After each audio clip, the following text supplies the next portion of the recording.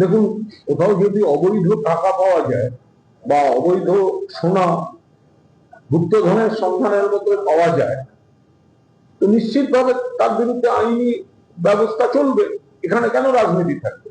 কিন্তু যেসব লোকজনের নামটাম শোনা যাচ্ছে, তাদের আবার যা জল্পনা চলে, তারা তো সব ভালো ভালো হয়ে যাওয়া লোকজনের সব ডানহাত বাঁহাত, তাই নাম শোনা যায়। সব তো ভালো হয়ে গেছে, সব ভালো হয়ে যাচ্ছে না। তো তাদের বাড়ি থেকে যদি কোটি টাকা পাওয়া যায়, তাদের বাড়ি থেকে যদি অবৈধ সোনা পাওয়া যায়, যেগুলো আপনারা বলছেন, তো আইনের পথে চলুক। তো এখন সেইখান থেকে আবার সেই প্রশ্নটা আসবে যে এই সমস্ত গুপ্তধন ধামাচাপা দিতেই অনেকে ভালো ভালো হয়ে যাওয়া মমতা বন্দ্যোপাধ্যায় নেতৃত্বাধীন যে মূল স্রোতের তৃণমূল কংগ্রেস, তার সঙ্গে দূরত্ব তৈরি করা, বিজেপিকে খুশি করতে যাওয়া, বিজেপির দালালদের সঙ্গে নাম লেখানো, এইগুলো হচ্ছে কিনা, তো সেগুলো তো দেখতে হবে যে এইসব গুপ্তধন ধামাচাপা দেওয়ার ফর্মুলা তৈরি হচ্ছে কিনা। যে আমরা যা করি এখন ভালো হয়ে গেলেই এইসব আইন থেকে বাঁচা যাবে। তো ফলে কেউ যদি অবৈধ টাকার পাহাড় রাখে, ব্যবস্থা হোক, অবৈধ সোনা রাখে, ব্যবস্থা হোক, এবং ডালে পালায় যাদের নাম আসছে তারা তো সব ভালো হয়ে গেছে, ভালো।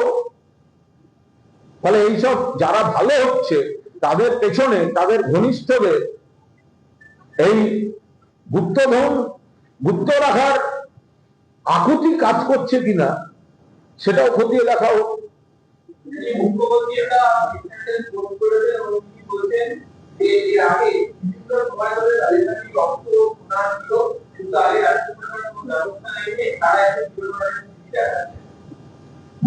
দেখুন, আগে রাজ্য সরকার যখন যা হয়েছে সেখানেও ব্যবস্থা হয়েছে। এখন মাননীয় মুখ্যমন্ত্রী তারা যদি কিছু উদ্ধার করে থাকেন, আমি তো বলবো আরো বড় বড় নাম, যেগুলো আপনি কারুর নাম বিধানসভায় বলছেন, কারুর নাম প্রেস কনফারেন্সে বলছেন, কারুর নাম তারাতলায় বাড়ি ভেঙে পড়া নিয়ে সই দেখাচ্ছেন, কারুকে বলছেন 80টা 90টা বেআইনি কনস্ট্রাকশন, তো তাদের বিরুদ্ধেও ব্যবস্থা নিন। এই ভালো হয়ে গেলেই আপনার পুলিশ অনেককে দেখতে পাচ্ছে, অনেককে দেখতে পাচ্ছে না, এটা তো হওয়া ঠিক নয়। মাননীয় মুখ্যমন্ত্রী যদি দুর্নীতির বিরুদ্ধে বলতে যান, তাহলে যারা তৃণমূল থেকে দূরত্ব তৈরি করছে, যাদের বিরুদ্ধে বহু অভিযোগ আছে, যারা ভালো সাজছে, তাদের ক্ষেত্রেও একইভাবে আইন প্রযোজ্য হওয়া উচিত। এবং আপনার পুলিশ বা সিআইডি বা সিবিআই বা ইডি, তাদেরও একইভাবে অ্যাকশন নেওয়া উচিত। তো ইডি ডাকার যে চিঠি, ইডির যে তলবি চিঠি, সেটা মদন মিত্র, বিশেষত মদন মিত্রের স্ত্রী এবং ছেলেদের টাকার পর মদনদা সেই চাপটা সহ্য করতে পারেননি এবং তিনি চলে গিয়েছেন ভালো শিবিরে। খারাপ মদন থেকে ভালো মদন হয়ে গেছে। কেন না, ইডি চিঠি দিয়েছে তার স্ত্রীকে এবং পুত্রদের। তো এখন আজ মদন মিত্র ডাক পেয়েছেন, তো এখন প্রমাণ হয়ে যাবে ক্রমশ যে ইডির চিঠি, এই চিঠিটি কি শুধুমাত্র শিবির বদলের জন্য বিজেপি ব্যবহার করছে? ইডির অফিসারদের বিরুদ্ধে আমাদের কোনো বক্তব্য নেই, অনেক দক্ষ যোগ্য অফিসার আছে, কিন্তু ইডিকে তো রাজনৈতিক একটা ভাবনা থেকে ব্যবহার করা হচ্ছে, সেটা তো রাজনৈতিক শক্তি ব্যবহার করছে।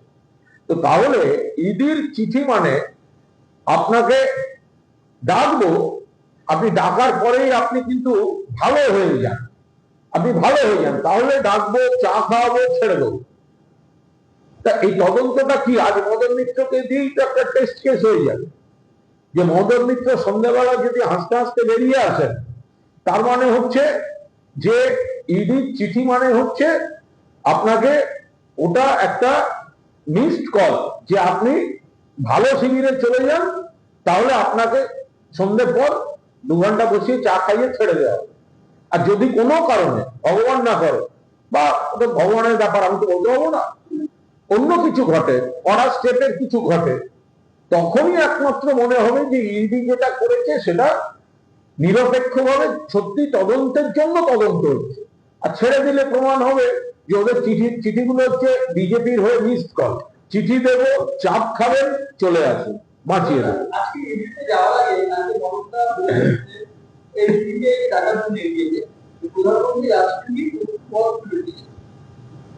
দেখুন, মদন মিত্র 4 তারিখ চিঠি পাওয়ার আগের বক্তব্য আর চিঠি পাওয়ার পরের বক্তব্য দুটো তো আলাদা। ইডি চিঠি পাওয়ার আগের দিন পর্যন্ত মদন মিত্র যা যা বলেছেন আর চিঠিটা পাওয়ার পর যা যা বলেছেন, তো তার থেকেই বোঝা যায় যে চিঠির চাপটা মদন মিত্র নিতে পারছেন না। ফলে তাকে এখন প্রধানমন্ত্রীকে ভালো বলতে হবে, বিজেপিকে ভালো বলতে হবে, বিজেপির টিম গদ্দারদের ভালো বলতে হবে, বালিশকে ভালো বলতে হবে। এগুলো তো মদন মিত্র এখন করতে বাধ্য, কারণ ইডি চিঠিটা, আমি আবার বলছি, মদন মিত্র আজকের টেস্ট কেস। মদন মিত্র কি গেছেন আমি জানি না। মদন মিত্র ইডি অফিসে গেছেন, তো আজকে সন্ধ্যার পর, আমি কারোর পক্ষে বলছি না, আমার কোনো নির্দিষ্ট দাবি বা আমার কোনো ইচ্ছার কথা বলছি না, আমি বলছি বাস্তবসম্মত টেস্ট কেস। আমি এই 2:30টার সময় আপনাদের বলছি, যদি দেখা যায় মদন মিত্র সন্ধ্যে 7টা থেকে 9টার মধ্যে ইডি দপ্তর থেকে বেরিয়ে এসে আপনাদের বাইট দিচ্ছেন, তাহলে ধরে নিতে হবে ইডি চিঠিটা ছিল একটা শুধুমাত্র মিসড কল, বিজেপির হয়ে পাঠানো। ইডির অফিসারদের দোষ নেই, ইডির অফিসাররা যথেষ্ট যোগ্য, কিন্তু বিজেপি তো এটা করাচ্ছে যে চিঠি পাঠাও, চাপ খেয়ে যাবেন, আমাদের দিকে চলে আসবে। আর যদি সেটা না হয় বা কোনো কড়া পদক্ষেপ ইডি নেয়, কড়া পদক্ষেপ নিলে বোঝা যাবে যে ইডি সত্যিই তদন্ত করছে। আর যদি 7টা থেকে 9টার মধ্যে মদন মিত্র বেরিয়ে আসেন, তো তাহলে হবে ওটা হচ্ছে মিসড কল, শুধুমাত্র শিবির বদল করার জন্য বিজেপি ইডির ব্র্যান্ডটাকে অপব্যবহার করছে। তারা সেখানে বলেছেন যে পাহাড়ের কারিগরি যেমন এবং কলকাতায় বলেছেন যে রাজনৈতিক সমাধান চাই, ভারত সরকারের সাথে কথা বলে দ্বিপাক্ষিক বৈঠকের মাধ্যমে। দেখুন, এই পাহাড়ের বিষয়টা, পাহাড় একসময় অশান্ত ছিল। পাহাড়কে যদি কেউ শান্ত করে থাকেন তার নাম মমতা বন্দ্যোপাধ্যায়। এটা কেউ মানুন বা না মানুন, বাম জমানার শেষ দিকে যখন পাহাড় উত্তাল, সেই সময় থেকে বারবার পাহাড়ে গিয়ে রেলমন্ত্রী হিসেবে গিয়ে, পরে মুখ্যমন্ত্রী হিসেবে গিয়ে, বারবার গিয়ে পাহাড়ে এই যে বন, আর্থিকভাবে ক্ষতিগ্রস্ত সাধারণ মানুষ, ধর্মঘট, হিংসা, অচলাবস্থা, সেটাকে ভেঙে মমতা বন্দ্যোপাধ্যায় পাহাড়কে হাসি মুখ দেখিয়েছেন। পাহাড় সচল হয়েছে, পর্যটকদের ঢল নেমেছে, ব্যবসা বাণিজ্য, হোটেল, দোকান, বাজার সমস্ত আবার চালু হয়েছে। এবং সবচেয়ে বড় কথা, বহুদলীয় গণতান্ত্রিক ব্যবস্থার মাধ্যমে নির্বাচনী প্রসেসটা মমতা বন্দ্যোপাধ্যায় পাহাড়ে প্রতিষ্ঠা করে দিয়েছেন। ফলে পাহাড়ের এবং তরাইয়ের উন্নয়নের কাজ তো মমতা বন্দ্যোপাধ্যায় করেছে। এখন সরকার বদলের তার নেতারা এখনকার মুখ্যমন্ত্রীর সঙ্গে দেখা করতেই পারেন, কিন্তু তার সঙ্গে ইতিহাসে লেখা থাকবে অশান্ত পাহাড়কে শান্ত করেছেন, পর্যটকদের জন্য আবার অবারিত দাঁড় করে দিয়েছেন, আবার পাহাড়ের মানুষকে বুঝতে সাহায্য করেছেন যে অর্থনীতি সচল রাখতে হবে, সাধারণ মানুষ যাতে কষ্ট না পায়। যত টুরিস্ট আসবে, সমস্ত রকম এমপ্লয়মেন্ট, ব্যবসা বাণিজ্য সব আবার চালু হয়ে গিয়েছে। পূর্ণ কৃতিত্ব মমতা বন্দ্যোপাধ্যায়। গেছেন বিজেপি বিরোধী ভোট নিয়ে। এই যে আমাদের বাঞ্চ অফ বেইমানস যারা গেছেন, 20 জন সাংসদ বিজেপি বিরোধী ভোট নিয়ে গেছে 5 বছরের জন্য। 29 অব্দি ওনাদের মেয়াদ। মমতাদি মুখ্যমন্ত্রী থাকলে ঘুরঘুর ঘুরঘুর ঘুরঘুর ঘুরঘুর ঘুরঘুর ঘুরঘুর আধিক্ষেতা এসব হতো। আর এখন মমতাদি ক্ষমতায় নেই, তাই জন্য তারা এখন বিজেপির কাছে ভালো থাকতে গেছে। এখন নরেন্দ্র মোদীকে দেখে মুগ্ধ। কে আবার বৃষ্টিতে খুব সুন্দর করে দেখলাম বৃষ্টি ফোঁটা হাতে ধরছে গো। তো এইসব ধরনের ঘটনা সব ঘটছে। তো অ্যাকচুয়ালি তো এরা হচ্ছে বেসিক্যালি বেঈমান, গদ্দার, বিশ্বাসঘাতক। কোন লজ্জায় বিজেপি বিরোধী ভোট পেয়ে জিতে গিয়ে বিজেপির কোলে দোল খেতে যাচ্ছে। এদের তো সাংসদ পদ খারিজ হয়ে যাওয়া উচিত বেইমানির জন্য। অ্যান্টি ডিফেকশনে পড়ে গেছে অলরেডি। মুখে বলে মিটিং করছে বিজেপির সঙ্গে, নরেন্দ্র মোদীকে দেখে হঠাৎ নাকি মুগ্ধ হয়ে যাচ্ছে। মিটিং করছে বিজেপি নেতার বাড়িতে, মুখে বলছে এনসিপিআই তে আছি, আর যখন বক্তৃতা দিচ্ছে পার্লামেন্টে তখন লোকসভা টিভি লিখে দিচ্ছে তৃণমূল সাংসদ। এরা আছে কোথায়? গিরগিটি, বহুরূপী, বেঈমান, এরা কি? এরা কোন দলে আছে? কোথায় আছে এরা? এরা তৃণমূল। তাহলে স্পিকার ওখানে এআইটিসে লিখে দিচ্ছেন কেন? তাহলে লোকসভায় বক্তৃতার সময় তৃণমূলের পরিচয় ব্যবহার করতে পারে এনআই, ওই কি এনসিপিআই লিখুন। আবার যাবেন বলছে বিজেপিতে, আর বিজেপি নিচ্ছে না।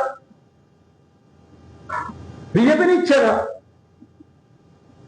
বিজেপি নিচ্ছে না। আর নিলে মানুষ আরো পরিষ্কার দেখতে পাবেন। তো মমতাদির সঙ্গে শুধু বেইমানি করছে না, শুধু তৃণমূলের সঙ্গে বেইমানি করছে না, একজন ভোটার যারা বিজেপির বিরুদ্ধে ভোট দিয়েছে তাই এরা সংসদে গেছে। রাজনীতি নিয়ে, বিশ্বাস যোগ্যতা নিয়ে প্রশ্ন তুলে দিচ্ছে এদের এই আচরণ। বাঞ্চব গদ্দার, কত বড় নির্লজ্জ হয়ে এই কাজ করতে পারে। এইখানে তৃণমূলের যখন প্রার্থী হয়ে গেছে মমতাদির পাশে, এদের সব দেখুন না, এদের এদের গত এক মাস আগের এদের সমস্ত বিবৃতিগুলো দেখুন। মমতাদির পাশে ছবি, এদের জেতাবার জন্য মমতাদি এদের নির্বাচনী কেন্দ্রে গিয়ে প্রচার করেছে, ঘুরেছে। কেউ কেন্দ্রীয় মন্ত্রী ছিলেন, বেঈমান সুদীপ কেন্দ্রীয় মন্ত্রী ছিলেন, এই ছিল, ওই ছিল, সব ছিল। এরা হঠাৎ এখন নরেন্দ্র মোদীকে দেখে বলছে কেউ না, আশ্রয় খুঁজছে, আশ্রয় খুঁজছে, প্রোটেকশন খুঁজছে তৃণমূল। আচ্ছা, ওরা কোন দল? এনসিপিআই। তাহলে তলায় এনসিপিআই লেখা নেই কেন? কেন তৃণমূল লেখা লোকসভা টিভিতে? ওরা মুখে বলছেন এনসিপিআই তে গেছি, তলায় লেখা তৃণমূল। তার মানে স্পিকার এখনো এনসিপিআই কে দেননি। তাই যদি হয় তাহলে তো অ্যান্টি ডিফেকশন অ্যাপ্লিকেবল। ওটা বিজেপির পায়ে ধরে, নরেন্দ্র মোদীর পায়ে ধরে বাঁচার চেষ্টা করছে এখন এই গদ্দার গুলো। স্বীকৃতি পায়নি কেন? এখনো আছে, কেন এখনো আছে? স্পষ্ট ভায়োলেশন। অ্যান্টি ডিফেকশনে এই 20 জনের মেম্বারশিপ চলে যাওয়া উচিত। বিজেপি এদের বাঁচিয়ে রেখেছে এখনো। যারা বলেছে আমরা তৃণমূল ছেড়ে চলে গেছি, এনসিপিআই কে জয়েন করে গেছি, তারা কি করে এখনো টিভি, লোকসভা টিভিতে যেটা স্পিকার কন্ট্রোল করেন সেখানে কি করে তৃণমূল লেখা থাকে? তার মানে স্বীকৃতি দেয়নি, স্বীকৃতি পায়নি।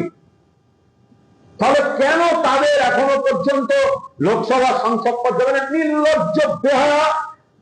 রাজ্যসভায় যারা বিদ্রোহ করেছে তাদের সঙ্গে আমাদের যুক্তির লড়াই আছে, কিন্তু তারা ইস্তফা দিয়ে দিয়েছিল। লোকসভার যদি দম থাকে ইস্তফা দিন না, লোকসভার মুরত থাকলে ইস্তফা দিন। আসুন এনসিপিআই বা বিজেপির হয়ে জিতে আসুন। আমাদের দল যদি খারাপ হয়, তৃণমূল যদি খারাপ হয়, আপনি কষ্ট করে আছেন কেন? তৃণমূল কর্মীরা মমতাদির ছবি সামনে রেখে আপনাদের এক একজনকে জিতিয়ে পার্লামেন্টে পাঠিয়েছে বেইমানি দেখার জন্য, বেইমানি দেখার জন্য। বাঞ্চব বেইমান। দেখুন, স্বাস্থ্য সাথী একটা মডেল প্রকল্প, মডেল।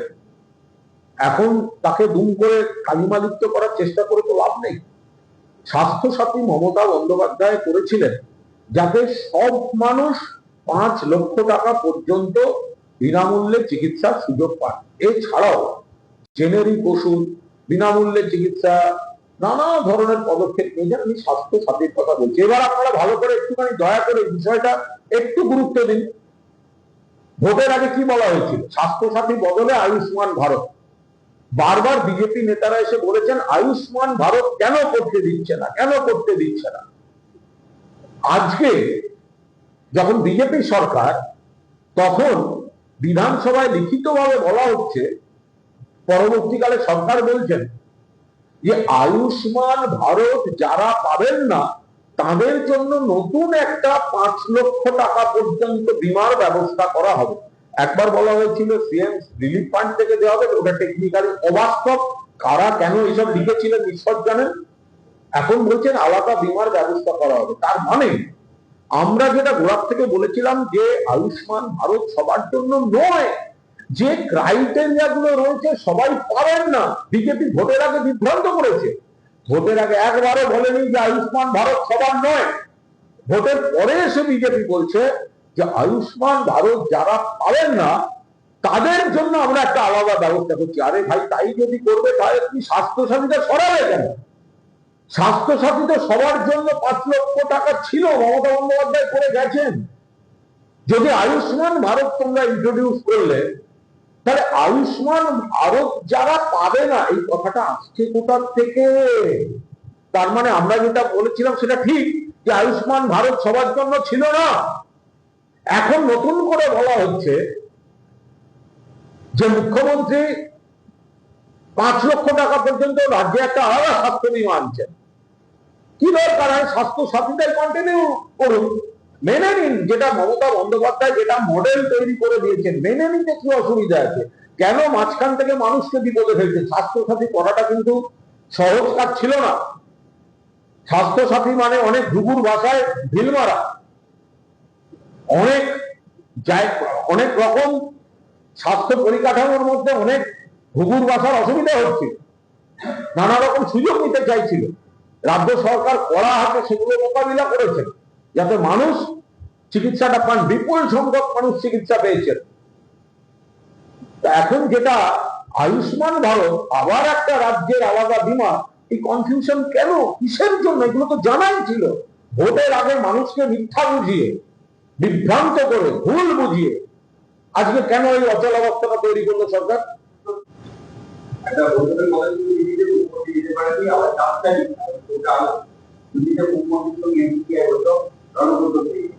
রণকৌশলের কি আছে? এটা তো সবই বিজেপি বকলম। মুখে এনসিপিআই বলুক বা এখানে যারা মালিক বলুক, আলটিমেটলি তো এগুলো বিজেপি দালালি করতে গেছে, বিজেপির দয়ায় এরা থেকে যাচ্ছে। তাহলে রণকৌশলের আবার কি আছে? বিজেপির আশ্রয় নিয়ে জনপ্রতিনিধিত্ব, কেউ এমএলএ কেউ এমপি, এগুলো বাঁচাবার চেষ্টা করছে। তৃণমূলের হয়ে জিতে বাঞ্চ অফ গদ্দার 20 জন সাংসদ তারা গেছেন ওখানে। ওখানে কি আছে? বাঞ্চ অফ গদ্দার ওখানে গেছেন, বিজেপির নেতাদের সঙ্গেই বৈঠক করে গেছেন। আবার বিজেপির নেতা বাংলার মুখ্যমন্ত্রী তাদের সঙ্গেই বসতে। নতুন কি আছে এর মধ্যে? নতুন কিচ্ছু নেই। মানুষের জন্য কাজের সঙ্গে কি সম্পর্ক? এমপির কাজ কি? এমপির কাজ কোনো বিরোধী বলে কোনো এমপি থাকে না, এটা কোনো কাজের কথা হলো? যদি সৎ সাহস থাকতো মমতা বন্দ্যোপাধ্যায় সামনে গিয়ে দেখা করে প্রণাম করে বলে আসতে পারত। যদি সৎ সাহস থাকতো যে আমি কাজ করার জন্য যাচ্ছি, তাহলে মমতা বন্দ্যোপাধ্যায়ের পায়ে হাত দিয়ে প্রণাম করে বলে আসতো, দিদি কৃতজ্ঞ, আজীবন কৃতজ্ঞ, আপনারা আমাদের গোটা জীবনের পরিচয়ের ব্যবস্থা করে দিয়েছেন, এখন যাচ্ছি আরো কাজ করবে বলে। মুখ দেখাবার নৈতিক সাহসটা ওদের নেই।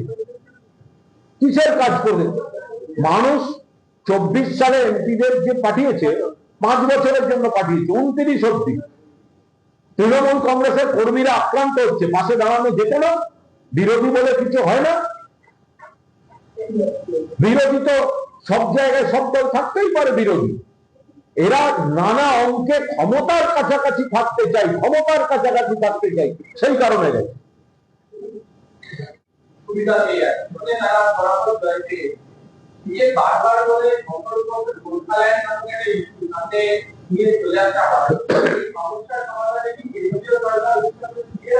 না না, এটা আমরা তো সবসময় একেবারে অভিন্ন।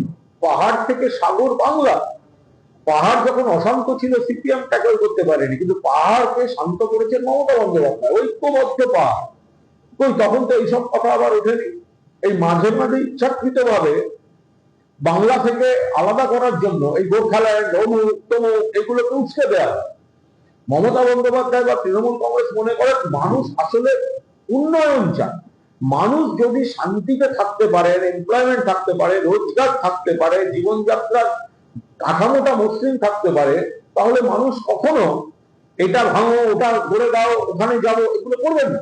তো মমতা বন্দ্যোপাধ্যায় তো খুব সাকসেসফুলি পাহাড়কে শান্ত করেছেন। এখন আবার যদি নতুন করে এই গোর্খাল্যান্ড, বিভিন্ন পাহাড়ের মানুষের আবেগকে সম্মান দিয়ে উন্নয়নের মাধ্যমে যদি তাদের মনের খিদেকে মেটানো যায়,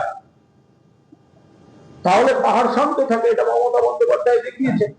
আর বিজেপি বা এই ধরনের কিছু শক্তি বারবার উস্কে দিয়েছে এই ভাঙনের ব্যাপারটা।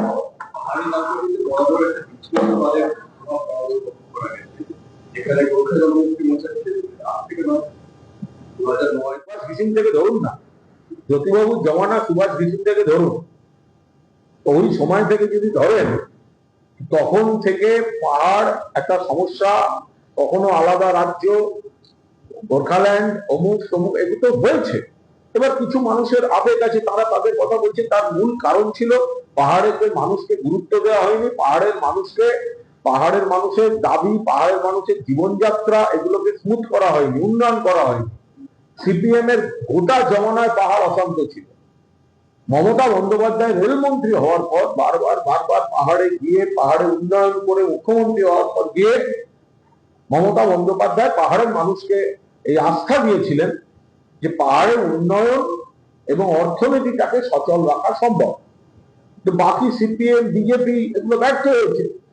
সিপিএম ব্যর্থ হয়েছিল, আর বিজেপিকে উস্কে দিয়েছে নানা রকম স্লোগানকে। সেই স্লোগানগুলোকে উস্কে দিয়ে মানুষের মধ্যে বিভ্রান্তি তৈরি করেছে। আর মমতা বন্দ্যোপাধ্যায় বলেছিলেন বাংলা এক ও অখণ্ড।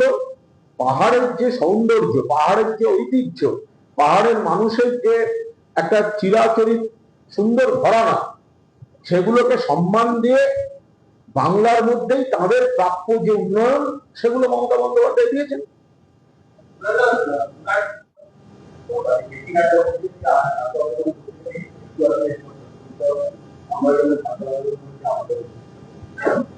না, বিজেপি ক্ষমতায় থাকলে ছাত্র আন্দোলনের উপর লাঠিটা হচ্ছে একটু আধটু আন্দোলন করতে গেলে সহ্য করতে হবে। একটু আধটুটা কি, যে পরিমাণ দমন পীড়ন হয়েছে, ছররাগুলি ব্যবহার হয়েছে, যে পরিমাণে মারধর হয়েছে, সেটা একটু আধটু? আর বিজেপি ক্ষমতায় থাকলে একটু আধটু, আর অন্য সরকার থাকলে তখন বিজেপি প্ররোচনা দেবে। আর সেই সরকার যদি একান্ত বাধ্য হয়ে ভিড় সরাতে যায়, তখন সেটা হয়ে যায় আপত্তি। যেভাবে নিট নিয়ে ছাত্রছাত্রীদের আন্দোলনে দমন পীড়ন করেছে, শুধু ছাত্রছাত্রী নয়, এটা শুধু জেপি নাড্ডা ছাত্রছাত্রী বলে গুলিয়ে দেবেন না। কৃষকরা ঢুকেছেন, তাদের উপর আপনারা লাঠিচার্জ করেছেন। সোনার মেয়েরা, কুস্তিগির, তাদের উপর শ্লীলতাহানির অভিযোগ ছিল বিজেপির একজন সাংসদের বিরুদ্ধে। তারা উই ওয়ান্ট জাস্টিস করেছিল, তাদের উপর পুলিশি নির্যাতন হয়েছে। আজকে ছাত্রদের উপর হচ্ছে। দিল্লিতে, রাজধানীর বুকে যারাই গণতান্ত্রিক পদ্ধতিতে সরকারের বিরুদ্ধে প্রশ্ন তুলে বলছেন রাজাতোর কাপড় কোথায়, তাদের উপরে পুলিশি নির্যাতন বিজেপি সরকার করছে।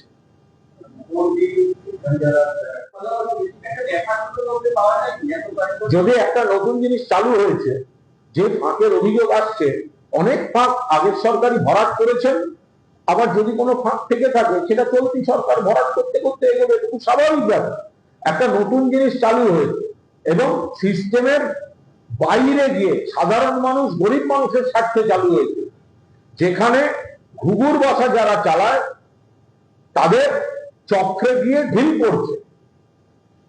তো বলে সেখানে নানা রকম ফাঁক তৈরির চেষ্টা হচ্ছে, সেগুলো আগের সরকার রুখেছেন। তারপরেও যদি কেউ কিছু থাকে, রুখে দিন। কিন্তু তার জন্য আয়ুষ্মান ভারতের নাম করে মানুষকে বিভ্রান্ত করে ভরতে, এখন বলছেন আয়ুষ্মান ভারত সবাই পাবে না, এখন বলছেন আবার নতুন বীমা। এর মানে কি? স্বাস্থ্য, তাহলে স্বাস্থ্য সাথী থাকুক।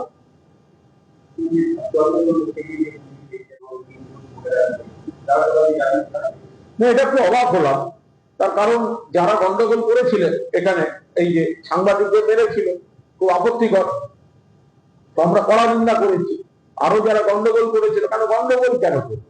সেদিন তো বহু জায়গায় ব্রেকিং দেখলাম, গুন্ডা দমন আইনের ব্যবস্থা হচ্ছে, বহু জায়গায় দেখলাম এমন কড়া ব্যবস্থা হবে যে তাদের প্রজন্মের পর প্রজন্ম মনে রাখবে। আবার তারপর কাল দেখলাম তারা জামিনে ছাড়া পেয়ে গেল। এটা মেলাতে অসুবিধা হচ্ছে। যারা গন্ডগোল করেছে আর যারা আন্দোলন করেছে দুটো তো তফাৎ। যদি কোনো সাংবাদিক, মহিলা সাংবাদিক, চিত্র সাংবাদিককে কুৎসিত ভাবে কেউ আক্রমণ করে থাকে, সেটা তো আন্দোলনের মধ্যে পড়ছে না। তাহলে কি করে সবাই একসঙ্গে ছাড়া পেয়ে যায়?